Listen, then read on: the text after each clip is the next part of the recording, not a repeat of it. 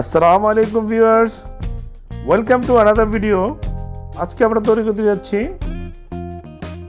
একটু ডিফারেন্ট টাইপের, এটাকে বলে সাগুদানার লাড্ডু বা বরফি। আমি একটা আইটেম দিয়ে দুই রকমের আইটেম করে নিয়েছি।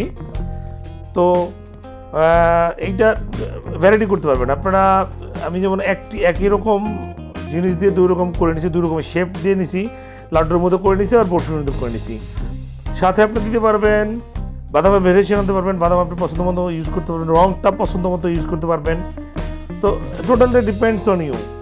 তো আমরা চলুন এটার রন্ধন প্রক্রিয়াটা দেখে আসি। মিক্সিং বোল নিয়ে নেব। মিক্সিং বোলের মধ্যে আমরা আমাদের 2 কাপ পরিমাণ সাগুদানা নিয়ে নেব এবং এটাকে আমরা ভালো করে ওয়াশ করব। পানিতে ওয়াশ করে এটা বারবার ওয়াশ করতে হয়, কারণ এটার ভিতরে প্রচুর ধুলাবালি থাকতে পারে, ভাঙাগুলো থাকতে পারে। তো আমরা এটাকে ভালো করে ওয়াশ করে নিয়ে 8 ঘন্টার জন্য সারা রাত, মানে মোট কথা আপনি ওভারনাইট এটাকে সোক করবেন, পানিতে ভিজিয়ে রাখবেন। তো চলুন আমরা দেখে আসি।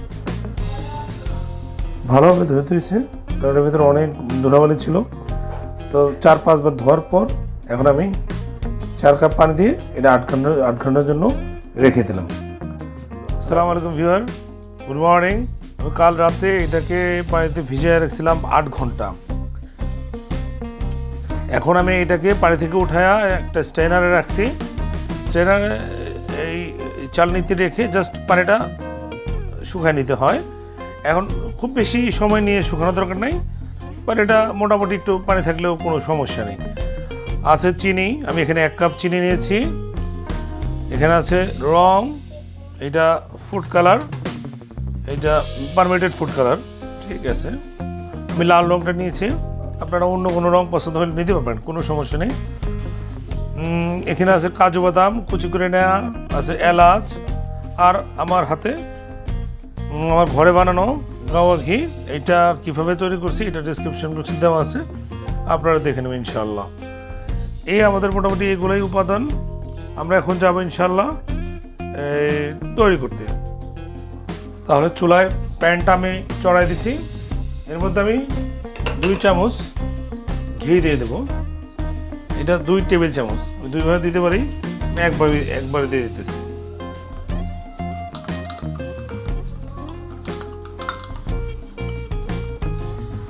একদম মিডিয়াম আছে 2 টেবিল চামচ ঘি এখানে দিয়ে দিলাম।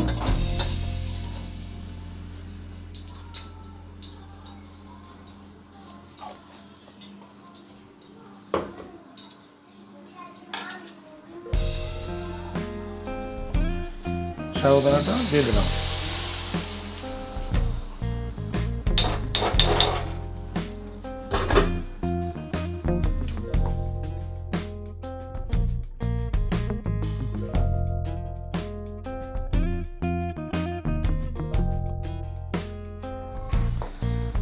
তিন থেকে 4 মিনিট পরেই এটা একটা ট্রান্সপারেন্ট একটা, এখন তো সাদা, এখন তো কালারটা একদমই সাদা, খেয়াল করে দেখছেন এটা একদম সাদা।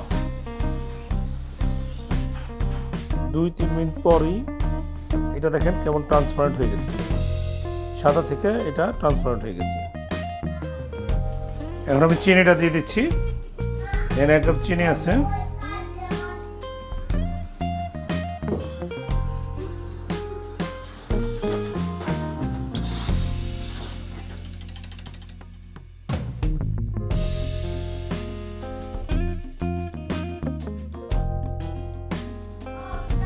এখানে কয়েক ফোঁটা ওরা রং দিয়ে দিলাম।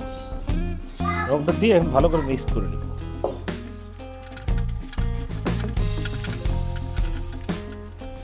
বাদামগুলো দিয়ে দিলাম।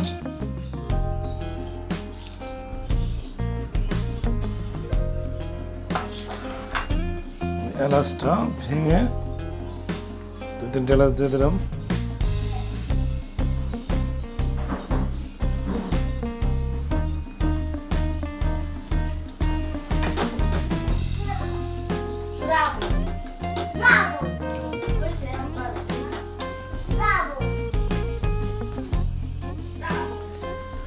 তাহলে এখন আমরা নামিয়ে ফেলবো।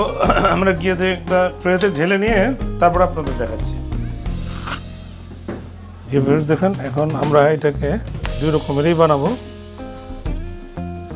আমরা এটা বরফিও বানাতে পারি, এতে বরফিও বানানো যাবে, আবার লাড্ডুও বানানো যাবে। আপনার ইচ্ছা মতো আপনি বানিয়ে নিতে পারবেন। এখন আমরা বরফি বানিয়ে নিচ্ছি।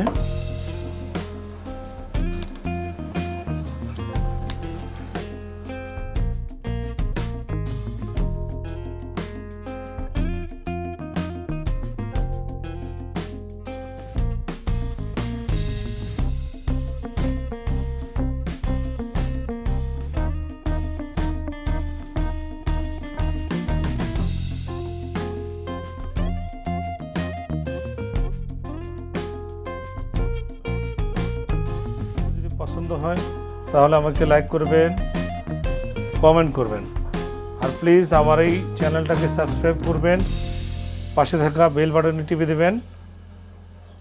আপনারা যদি বেশি বেশি করে সাবস্ক্রাইব করেন তাহলে আমি বেশি বেশি করে নতুন নতুন রেসিপি দিতে পারবো ইনশাআল্লাহ।